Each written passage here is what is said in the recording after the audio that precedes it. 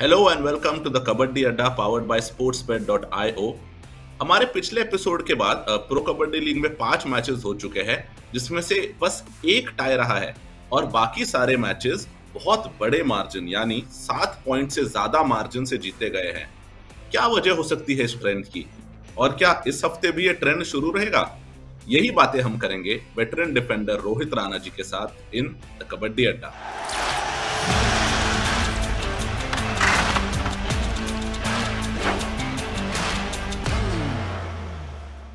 Hello Rohit जी, नमस्ते, कैसे हैं आप?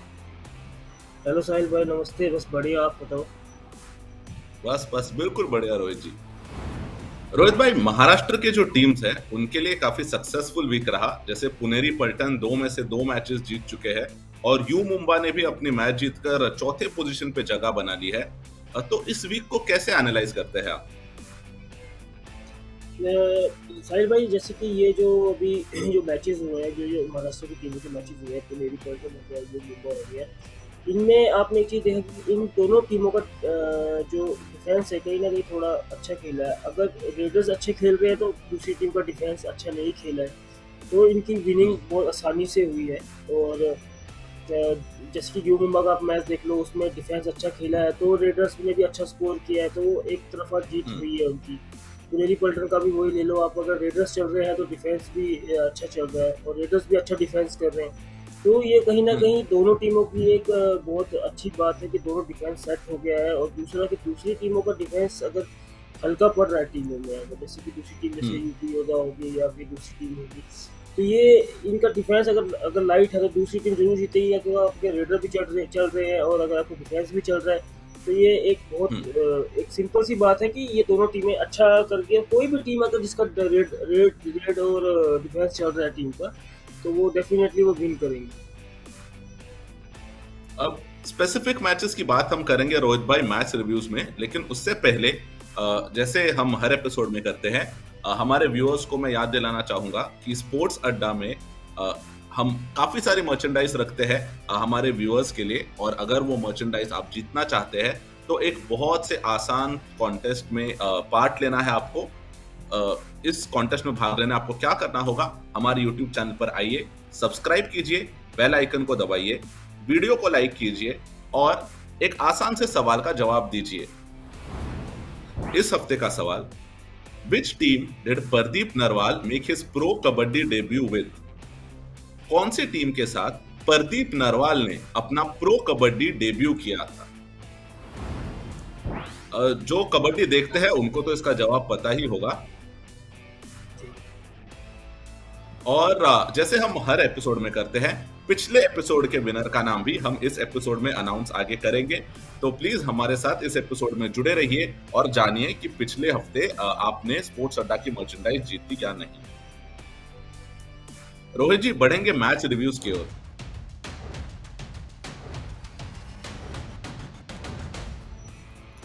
पहला मैच जिसकी हम स्पेसिफिक बात करेंगे, पुनेरी पलटन वर्सेस दबंग दिल्ली। अगर पुनेरी पलटन की बात करें तो दबंग दिल्ली और यूपी योद्धा दोनों टीम से पिछले बार पुनेरी पलटन हार चुकी थी, मगर इस हफ्ते दोनों टीम को पुनेरी पलटन ने हरा दिया और दबंग दिल्ली के खिलाफ 42-25 मार्जिन से जीत हासिल की। तो क्या अब रोहित भाई हम मान सकते हैं पुनेरी पलटन टॉप 6 में भले ही ना हो अब तक, मगर प्लेऑफ्स की जो स्पॉट है उसके लिए बिल्कुल कंटेंशन में है? बिल्कुल साहिल भाई, अगर ये पुनेरी पलटन ऐसे ही मैचेस विन करती रही तो मुझे लगता है कि वो टॉप 6 में इजीली आ जाएगी। और क्योंकि अगर वो जैसे भी टीम परफॉर्म कर रही है, और अगर एक्चुअली दिल्ली के साथ उनका मैच था तो उनको एक प्लस पॉइंट ये था कि नवीन उस टीम में नहीं थे, और बाकी उन्हें सभी प्लेयरों को और उनके रेडर्स ने और डिफेंडरों ने काफ़ी अच्छा अपना जो जो था ना, उसका प्रदीप की एब्सेंस को बहुत अच्छा उन्होंने यूज़ किया कि वो नहीं था, उसके कारण उन लोगों ने उनको वन साइड मैच किया। और काफ़ी आउटस्टैंडिंग परफॉर्मेंस चल रहा है अभी भी पुनेरी पलटन का। आप देख लो तो अभी तक मेरे ख्याल से जो नीचे से ऊपर चलने की जो उनकी जो स्पीड है, और वो एक लौती टीम मुझे ऐसी लगी जो नीचे से ऊपर आने की कोशिश कर रही है और बहुत अच्छी कोशिश कर रही है, जिसमें वो अभी तक सफल हुई है। बिल्कुल। रोहित जी, दूसरी जो टीम है जिसकी हम बात करेंगे अ, वो मैच का था Haryana stealers versus Telugu Titans. Tie match रहा, जबकि हरियाणा स्टीलर्स टेबल टॉप की टीम है, तेलुगु टाइटंस बिल्कुल टेबल बॉटम की एक टीम है। तो तेलुगु टाइटंस की अगर बात करें, शायद कंटेंशन में हम कह सकते हैं, अब तक प्लेऑफ्स के ऐसे लग नहीं रहा है कि है, मगर क्या वो गेम मेकर्स बन सकते हैं कि तेलुगु टाइटंस भले ही प्लेऑफ्स में नहीं आए मगर कुछ टीम्स के प्लेऑफ्स में आने के चांसेस जरूर बिगाड़ सकते हैं। हाँ, ये तो साहिल भाई आपने बिल्कुल सही बोला। जो नीचे होती है उनको इतना वो प्रेशर नहीं होता है कि उनको पता है कि अब हम तो नीचे ही है, तो बाकियों को भी हम लोग अब क्योंकि वो जीत के लिए जा रहे हैं। और कहीं ना कहीं उन लोगों ने बहुत देर से ये समझा कि सिद्धार्थ देसाई के बगैर भी वो टीम खेल सकती है। और उस टीम में ऐसा है कि जैसे मैंने आपको कहा था कि जिस टीम में डिफेंस अच्छा करेगा तो उस टीम में बहुत अच्छा परफॉर्मेंस आएगा। क्योंकि और कहीं ना कहीं मुझे कैसा लगा कि वो लोग तेलुगु टाइटन इतना क्या नाम है आदर्श टी जो है उसको इतना यूज नहीं कर रहे हैं, बल्कि उनको ज्यादा यूज करना चाहिए। क्योंकि अभी तक की जितनी स्कोरिंग उनकी चल रही है, मुझे लगता है कि वो अच्छे स्कोर और निकाल सकते हैं। क्योंकि आपने एक लास्ट वीक भी आपने देखा होगा कि उसमें जो रेडर था उसने बहुत कम स्कोर, उसको रेड में बहुत कम भेजा गया। तो ये मुझे कहीं ना कहीं हैरानी हुई, क्योंकि बाकी राइट के रेडर को ज़्यादा भेजा जा रहा था। तो मुझे ऐसा लगता है कि जो आदर्श टी है इसको फर्स्ट रेडर बनाना चाहिए टीम का। और मुझे लगता है उनकी जो स्पीड है, स्किल्स है और पावर है, तो उस चीज़ का यूज़ करना चाहिए अभी। क्योंकि टीम बॉटम में है, थोड़ा सा वो अच्छा करेगा, वो बहुत अच्छा कर रहा है मेरे ख्याल से। और डिफेंस अगर एक रेडर चल रहा है तो डिफेंस भी थोड़ा सेट हो गया उनका भी।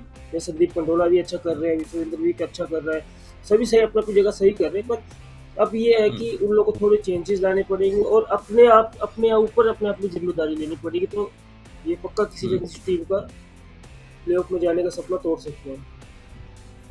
बिल्कुल। जैसे तेलुगु टाइटंस की बात कर रहे हैं, देखते हैं क्या उनके कोई प्लेयर्स है आपके पिक्स ऑफ द वीक में।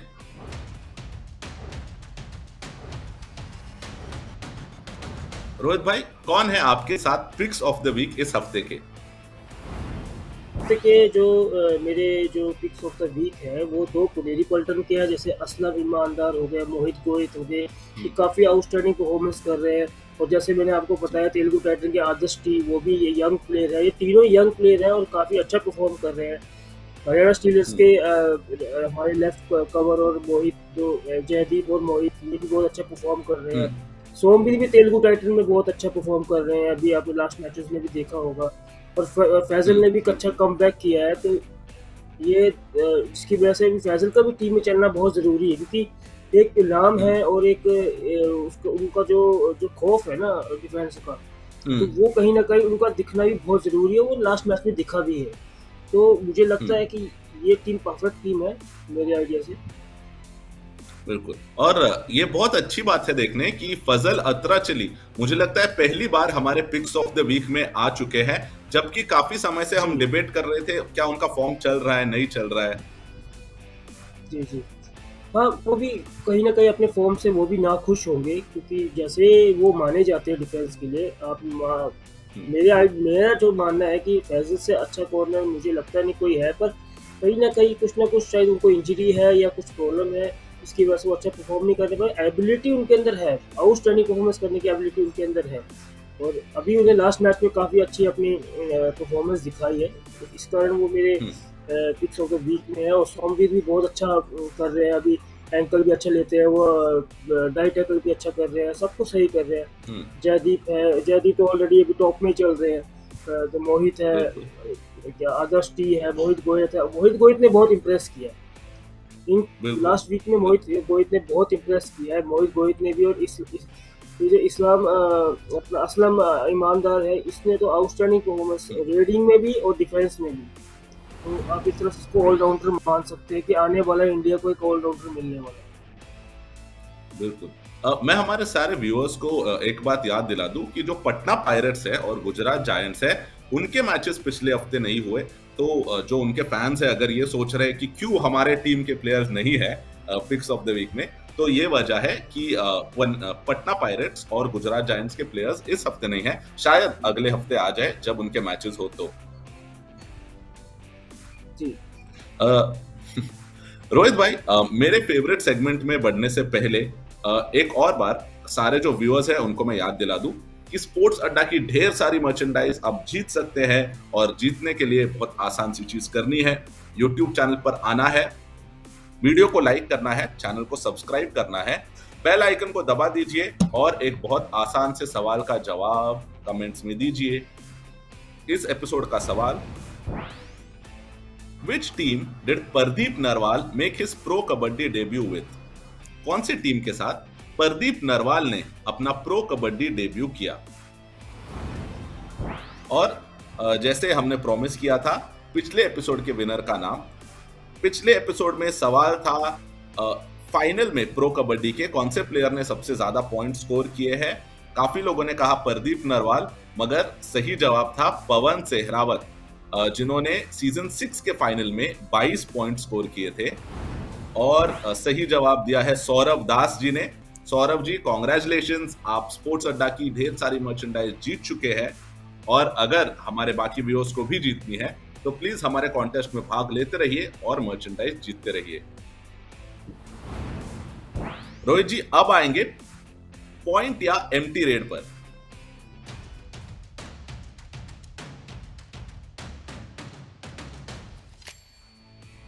जो हमारे नए व्यूअर्स हैं उनको मैं बता दूं, पॉइंट या एम्प्टी रेड में मैं एक स्टेटमेंट या एक वाक्य कहता हूं, और रोहित जी अगर उससे एग्री करते हैं तो वो कहेंगे पॉइंट, वरना वो कहेंगे एम्प्टी रेड।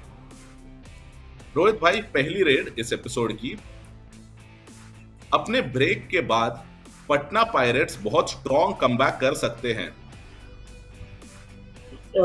बिल्कुल आपका ये पॉइंट है, और क्योंकि उनको एक तो ब्रेक मिला है और दूसरा वो ऑलरेडी वो अच्छा परफॉर्म कर रहे हैं, तो अभी कम बैक के बाद उनको काफ़ी की, जैसे कि अब कंटिन्यू मैचेस खेल रहे हैं, जैसे कि पुनेरी पल्टन हो गई, बंगाल वॉरियर्स हो गई, बैंगलोर बुल्स हो गई, तो ये कंटिन्यू मैचेस खेलने में कहीं ना कहीं प्लेयरों को इंजरीज भी होती हैं। ये नहीं कि बड़ी इंजरी, छोटी मोटी इंजरीज होती है, मसल्स की प्रॉब्लम होती है या फिर थोड़ी थकान भी हो जाती है। तो कहीं ना कहीं पटना पायरेट्स को इसका प्लस पॉइंट मिलेगा और थोड़ा वो फ्रेश होके खेलेंगे, और जिसकी वजह से उनका परफॉर्मेंस अच्छा है। बिल्कुल। रोहित जी, अगली रेड, राइट कॉर्नर में रिटेन्ड प्लेयर अमित हुड्डा की कमी जयपुर पिग पैंथर्स के डिफेंस को काफी खल रही है। तो ये भी आपका पॉइंट है, क्योंकि अमित हुड्डा एक अच्छे डिफेंडर है, एक्सपीरियंस होल्डर प्लेयर है और काफ़ी एग्रेसिव प्लेयर है, जो उनकी टीम में इस टाइम बहुत ज़रूरत है। और क्योंकि वहाँ पे संदीप धुल है, और या इस तरह अगर अमित हुड्डा होते, दोनों का काफ़ी अच्छा कॉम्बिनेशन होता है, और वो टाइमिंग की कैच मारते हैं। आप कई मैचेस देखे होंगे उनके, कहीं ना कहीं उनकी इंजरी की वजह से टीम को बहुत नुकसान हुआ है, ये मेरा मानना है। बिल्कुल। तीसरी रेड हमारी, अब जबकि यंग रेडर्स के खिलाफ प्लान बनने शुरू होंगे तो पुनेरी पल्टन को आगे बढ़ते वक्त मुश्किल होगी। जी, ये भी आपका बहुत अच्छा पॉइंट है, क्योंकि जैसे कि मैंने आपको पहले भी कहा था कि अगर कोई नया रेडर है या कोई नया डिफेंडर है तो उसको हमें जज करने में बहुत टाइम लग जाता है, थोड़ा टाइम लग जाता है, क्योंकि जैसे कि हम प्रदीप नरवाल को रीड कर चुके हैं, हम पवन शेरावत को कर चुके हैं, हम सबको, नवीन को कर चुके हैं, जितने भी रेडर्स हैं इनको कर चुके हैं। अभी जो नए रेडर्स आए, जैसे इस्लाम ईमानदार हो गए, असलम ईमानदार हो गए, मोहित गोयत हो गए, ये जो नए नए रेडर्स आए हैं, तो कहीं ना कहीं इनके ऊपर प्लानिंग बनना भी शुरू हो चुकी होगी, जिनके मैच इनके साथ होंगे तो वो प्लानिंग बनाना शुरू होंगे। और मुझे लगता है कि आने वाले मैचेस में इन पर प्लानिंग ज़्यादा होगी। तो जो मेरा ऐसे मानना कि अभी जो कोचेज़ हैं वो जो यंग रेडर्स हैं इन पे भी वो ज़्यादा एक्सपेरिमेंट करेंगे, मतलब कहने का मतलब कि उनकी स्किल्स को भी चेंज कर सकते हैं या फिर मूवमेंट्स चेंज कर सकते हैं। इतना भी वो नहीं होगा, प्लानिंग्स बनेंगी तो थोड़ा रेडर को थोड़ा फ्लॉप और डिफेंडर को थोड़ा फ्लॉप आना ही पड़ेगा। बिल्कुल। आखिरी रेड हमारी इस हफ्ते की, कवर रीजन में सपोर्ट ना होने की वजह से बेंगलुरु बुल्स की हार होते जा रही है। ये भी आपका बिल्कुल पॉइंट है, क्योंकि देखो पवन शेरावत तो अपना काम कर रहे हैं, वो जितना अपना परफॉर्मेंस दे रहे हैं वो आउटस्टैंडिंग परफॉर्मेंस है एज अ स्टार रेडर। मैं जैसे एज अ स्टार रेडर खेल रहे हैं, तो अभी भी वो एज अ स्टार रेडर ही खेल रहे हैं, उनकी रेडिंग में कोई प्रॉब्लम नहीं आई है। पर डिफेंस को कहीं ना कहीं उनका साथ देना चाहिए। जैसे कि आप पुनेरी पल्टन की टीम को देख रहे हो, रेडर्स चल रहे हैं तो डिफेंडर भी चल रहे हैं वहाँ पे, अब कोई भी अच्छी टीम को उठा के देख लो, आपको अगर डिफेंडर चल रहे तो ठीक है। बंगाल वॉरियर्स भी पहले मैचेस हार रही थी, अब मैचेस जीतना शुरू कर दिया, वो इसलिए क्योंकि डिफेंस चलना शुरू हो गया है। तो मेन चीज़ ये है। अभी दबंग दिल्ली जो मैच हारी है वो एक अपने डिफेंस की वजह से मैच हार रही है। तो ये है कि अगर डिफेंस आपको सपोर्ट कर रहा है तो रेडर को लिए, क्योंकि स्कोरिंग तो आ रही है, रेडिंग स्कोरिंग तो आ रही है बेंगलुरु बुल्स की, पर डिफेंस कहीं ना कहीं चूक रहा है, मार खा रहा है डिफेंस। बिल्कुल, और यही वजह शायद कि बेंगलुरु बुल्स 5 जो पिछले मैच खेले हैं उसमें से 4 लॉस रहे हैं, 1 ही विन रहा है। ये डिफेंस की जो बात है, अगर इसको सॉर्ट आउट करेंगे तो शायद टेबल के टॉप पर रह सकते हैं बेंगलुरु बुल्स। रोहित जी, आगे बढ़ेंगे एक सेगमेंट में जिसमें हम आपसे ढेर सारी कहानियां और यादें जो आपकी है उसके बारे में सुनते हैं। वो है ट्रिब्यूट टू लेजेंड्स।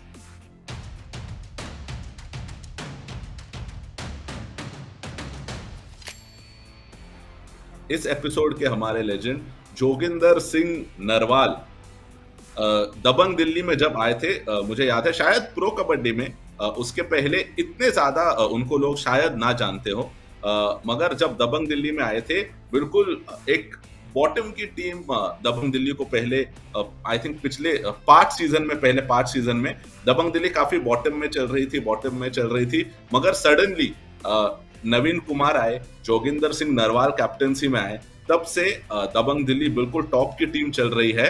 एक फाइनल भी खेल चुके हैं और अब भी टेबल के टॉप में है।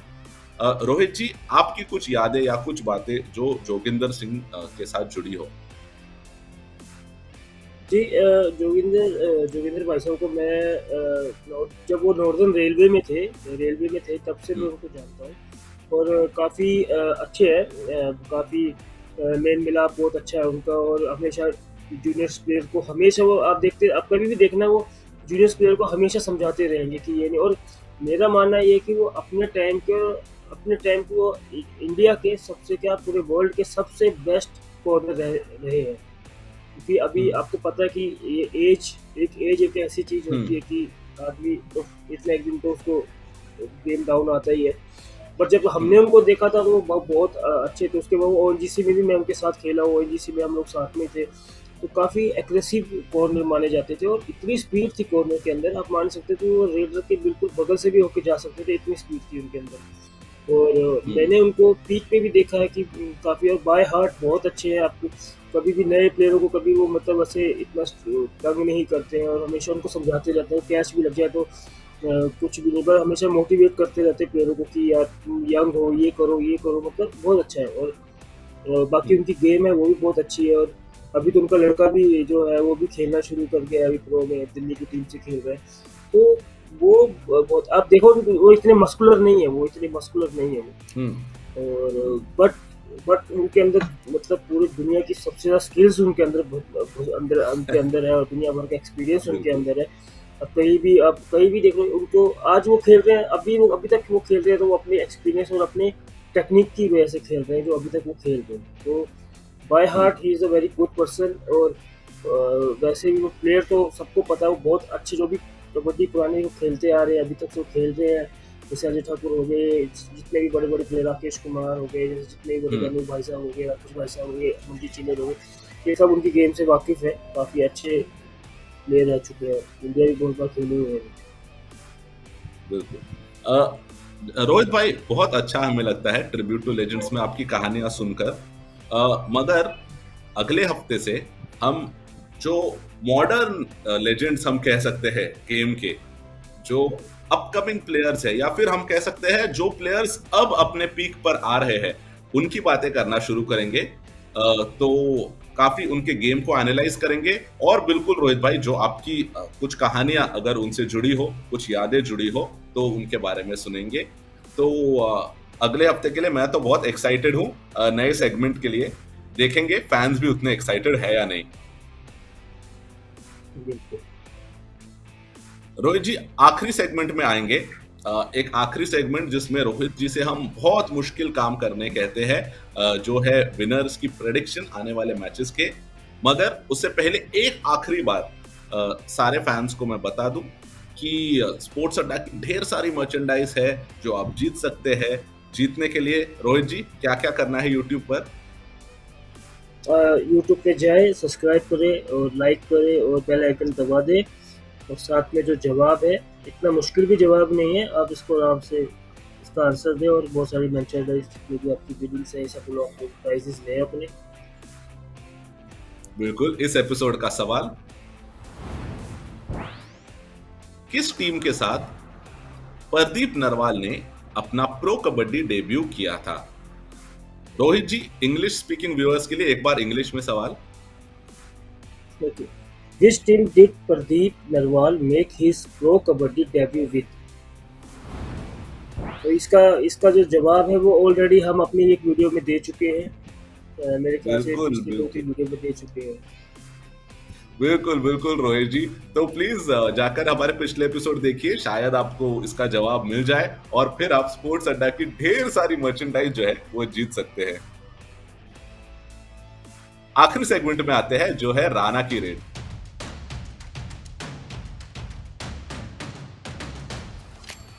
रोहित जी, अपकमिंग मैचेस जो है काफी एक्साइटिंग होने वाले हैं। प्रेडिक्शन शायद थोड़ा मुश्किल होगा मगर वही एक्साइटिंग पार्ट है इस सेगमेंट का। आज का जो मैच है, बिल्कुल आज का जो मैच है पटना पायरेट्स वर्सेस तमिल थलाइवास।